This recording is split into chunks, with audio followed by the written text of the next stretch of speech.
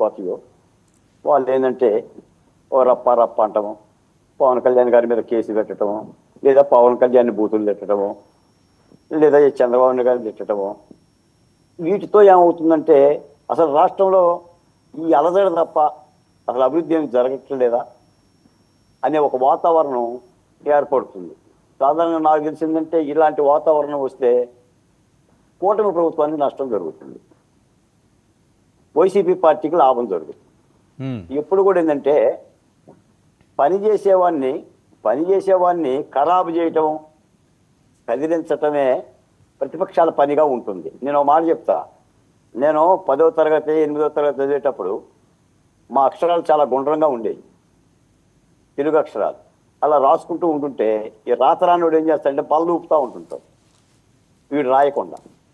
అలాగనే ఈ రోజున మీరు చర్చించినా నేను చర్చించినా చంద్రబాబు నాయుడు గారు సింగపూర్ ఎందుకు పోయారు, ఏం తీసుకురావటానికి పోయారు, ఏ పారిశ్రామికవేత్తలకు కలబోతున్నాడు అనేది చర్చ జరిగితే రాష్ట్ర ప్రజలకి కొంత మేలు చేకూరుతుంది. ఈ కొట్టుకోటాలు, తిట్టుకోటాలు, అరుసుకోటాలు. మీకు ఒక మాట చెప్తా. ఇప్పుడు 3,500 కోట్ల రూపాయలతో మద్యం స్కామ్ జరిగిందని సిట్ నిర్ధారణ చేసింది. ఆ మేరకు 11 మందిని అరెస్ట్ చేసింది. ఇవాళ మీ హైదరాబాదులో భారతీయ సిమెంట్ దగ్గర సోదాలు చేసింది, కసిరెడ్డి రాజిరెడ్డిలలో సోదాలు జరిగింది.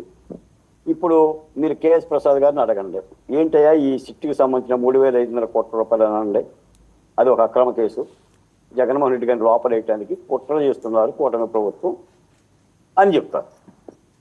అసలు ఆ వైసీపీ పార్టీ అయితే అసలు మద్యంలో అక్రమమే లేదు, ఇంకా కేసు ఎక్కడి నుంచి వచ్చింది అని మాట్లాడతారు. వాళ్ళ ప్రభుత్వ హయాంలో పెట్టిన కేసులన్నేమో సంసారం, కూటమి ప్రభుత్వ హయాంలో పెడుతున్న దర్యాప్తులు కేసులన్నేమో సంసారాలు కావు. మరి ఈ విధమైన ఏదో ఒక మన ఒక జాగీర్ కోసం కలబడినట్టుగా, లేదంటే కుస్తీ పొట్లు పెట్టినట్టుగా నువ్వెంత నేనెంత, నా బలం చూడు, నా కండ బలం చూడు.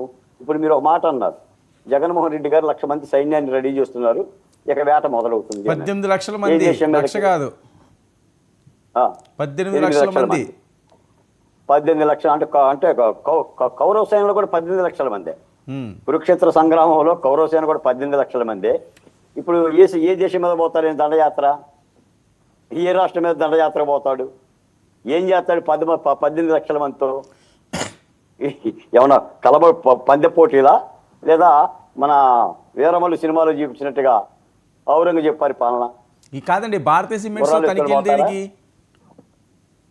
అవునండి, మనము గోవిందప్ప ఉన్నాడు కదా ముద్దాయిగా ఈ కేసులో. అంటే ఏంటి అక్కడ ఏమైనా దొరుకుతాయనా? ఇప్పుడు తనిఖీలు ఏంటని? ఇప్పుడు తనిఖీలే ఉంది, సిట్టు తన పని తాను చేస్తుంది, ఎక్కడైనా విచారణ చేస్తుంది. ఇప్పుడు మనం అనేది ఏంటంటే అది సిట్టు చేస్తున్న దర్యాప్తు. కానీ మనం ప్రతిపక్ష పార్టీని కల్పిస్తే అది సిట్టుకు సంబంధం లేదు, ఇది కావాలని జగన్మోహన్ రెడ్డి గారిని ఇరికించడానికో ఇబ్బంది పెట్టడానికో కుట్ర కేసు. అంటే సిట్టు పిట్ట కథలో, చంద్రబాబు నాయుడు గారి బేతార కథలో ఈ కథలే చెప్తా ఉన్నారు. మరి ఏది వాస్తవం?